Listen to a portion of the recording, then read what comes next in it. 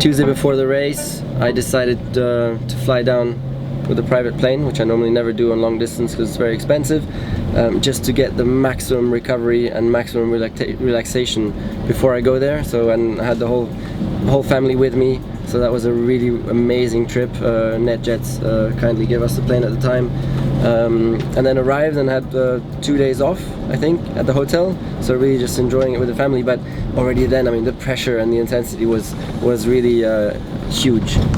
Even just building up to the race weekend, you know, and then first time going to the track, all the attention on me. Then on the Thursday there was the one-on-one press conference, Lewis versus me in the press conference, and it's not easy because, you know, you have 100 people in that room, 100 experienced journalists who are looking at every little, you know, reaction you're showing them, or posture you're showing them, or what you say, and judging, you know, how nervous am I, who's got the upper hand in terms of mental game going into the weekend. So exposed, yeah. So that's quite tough to deal with. And then Lewis just had the upper hand in that sense because he had nothing to lose. I was the guy who had everything to lose. So even then going to this press conference, it just shows, you know, it just shows that he's just much easier with answers and more relaxed. And so that's not an easy one. And then working with the engineers Thursdays, and then Thursday night, always good time off with the family. That was really special to have them there because it really helped to get my mind off things once I did leave the racetrack. And then Friday straight into free practice, the intensity growing by the minute. It was a good day on Friday, quite decent, but with the pressure on my shoulder, it was always going to be difficult to beat Lewis because he had a much clearer head, you know. The pressure takes away brain capacity, so just much less capacity to process everything because of the intensity and because of having everything to lose.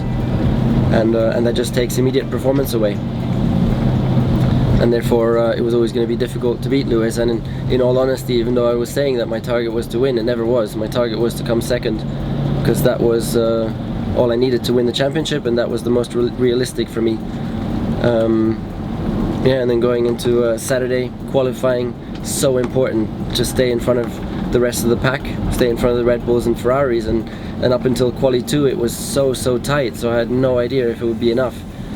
But then we managed to find some performance in the last qualifying, and I managed to pull out a good lap in the end, and then I was clear of everybody else. So starting in that massively all-important second place on the grid,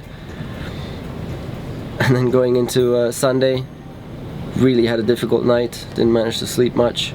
I managed to sleep like 3 hours, and I was awake for a while, then another 2 hours, and then the damn lamp fell off the ceiling, imagine that, in the hotel, and that smacked onto the table in the middle of the night. I mean, how unlucky was that? Unbelievable. So that woke me up as well. I got a week's free of hotel as a result from the manager. so I'll be taking my family back there for a week free holiday because I complained about that one. And then yeah, just going to the track then in the morning.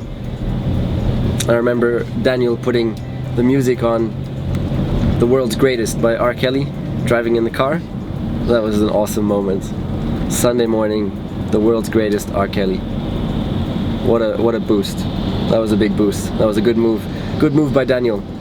And shows how his job goes well beyond just massaging, you know, it's everything. And there he just mastered the mental game support.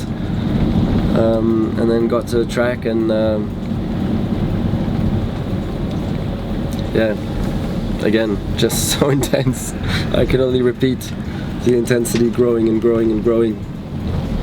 Getting through all the engineering meetings, having to try to find some remaining focus to go through the whole strategy, all the planning, everything I have to do, prepare for everything, because it's like starting a spaceship, you know, going into a race like that. Everything, I have to remember so many damn things.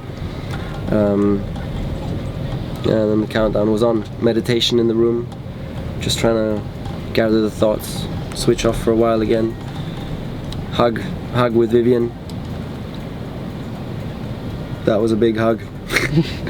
Just before getting into the race car.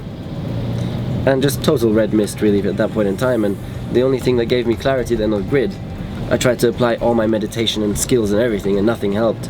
The thing that gave me clarity was that this is going to be my last race probably, so make sure to enjoy some of it, last time.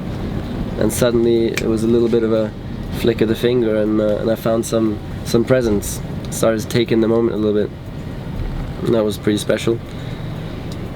And then off I went, and